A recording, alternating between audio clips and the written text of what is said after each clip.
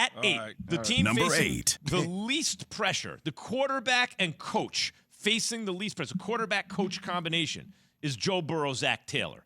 This is all gravy at this point. They're playing with house money, guys. I mean, come on. And because of that, they're dangerous. They got a puncher's chance because they can play fast and loose.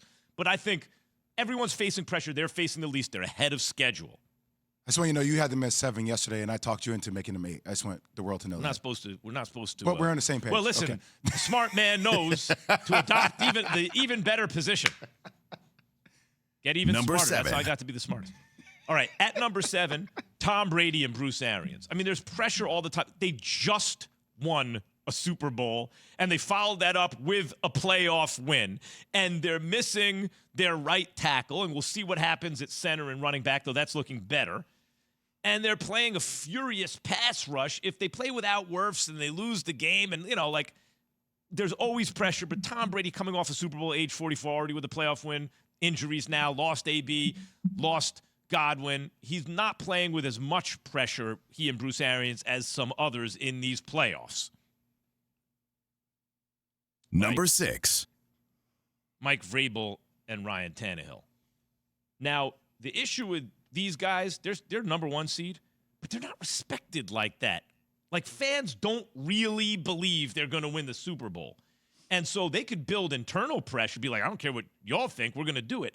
But it's not the same. The expectations externally are not there the same way. And the truth is, it's because people view Ryan Tannehill as the last or second to last quarterback left in these playoffs. Of course, there's pressure on everyone. I think the 6th most on Vrabel Tannehill is a combination. Okay, all right.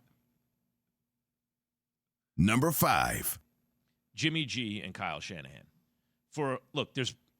Those guys have been to the Super Bowl. They want to get back. The fact is they drafted a guy because they're like, I don't know if Jimmy G can get us over the top.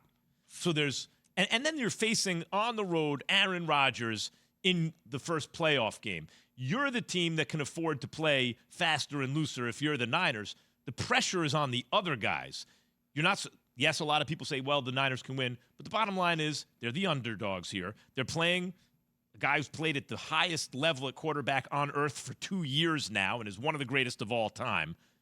It takes a little bit off. And now we get into the top 4 quarterback-coach combinations feeling the most pressure. Number 4. It's Josh Allen. It's Allen and McDermott. Look, there's a lot of pressure to get over the Chiefs, no question. They built the team to beat them. And there's a sense to me like they're rising, but also the time is now, right? You already beat them in the regular season. You waxed the Patriots. After you got embarrassed in weird conditions, you beat them soundly, and then you humiliated them. You got all the momentum. You're supposed to get it done now. Number 3. But there's even more on Reed and Mahomes because, look, the Bills are the team in that game that can afford to, what do they have to lose? They haven't beaten the Chiefs yet, right? But the Chiefs have to defend what's theirs. They're expected to make deep playoff runs every single year. Patrick Mahomes was supposed to be the greatest quarterback of all time. Remember before the Super Bowl last year? Hey, if he beats Brady, he's on 2 in only 3 years, and Brady's on 6, and maybe he can catch him. But Brady beat him, and he's on 1, and Brady's on 7. And Rodgers won the last 2 MVPs after he wins it this year. And all of a sudden, Mahomes is not Rodgers 2.0. Maybe he's Rodgers 0.5. There's a lot of pressure on Reed and Mahomes to get it done. I think even more than on Josh Allen and McDermott. Number 2. Matthew Stafford and Sean McVay. And I considered putting them 1 because when you play poker, if you push all your chips to the middle of the table, if they're all there, guess who has the most pressure to hit? It's the guy with the chips in the middle of the table. That's Stafford and McVay. And so they could have been 1, except actually, we're going to play number 1? I can't do it unless I hear the voice of God. Number 1. Aaron Rodgers and Matt Lafleur. I got them even higher because he's Aaron Rodgers, because we all know he's better than Stafford, because it could be his last year in Green Bay, because he keeps getting stopped in the NFC Championship game and has to get back to the Super Bowl, and yet there's a chance he could get stopped as the number 1 seed at home in his first playoff game against a team with a quarterback that they're looking to upgrade. No more pressure than on Aaron Rodgers in this divisional round. And there it is. Key, Jay, it's obviously Rodgers, number 1. Any other thoughts on that list? Anyone too high or too low? No, obviously number 1 for you, not for me. I think that the Aaron Rodgers, you can put him at 1, but 1 for me would be the Matthew Stafford, Sean McVay combination would be number 1. And Rodgers could be 1. I just would move him to 2 because, as you said, when you push everything to the middle, and they've been doing that literally every single year.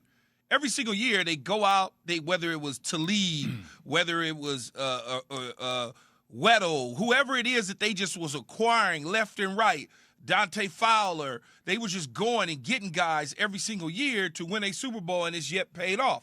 Number 2, Aaron Rodgers. I would flip 3 and 4. Buffalo Bills would be at 3. Kansas City, I push back 4 because the media, and I'll blame you, Max, because you're part of the media with your boxing credentials and everything. You. Is that everybody just all of a sudden, like you said, Patrick Mahomes, oh my God, he's going to win 8 Super Bowls in 2 weeks. Yeah. It's like, well, man, come on, man, slow down.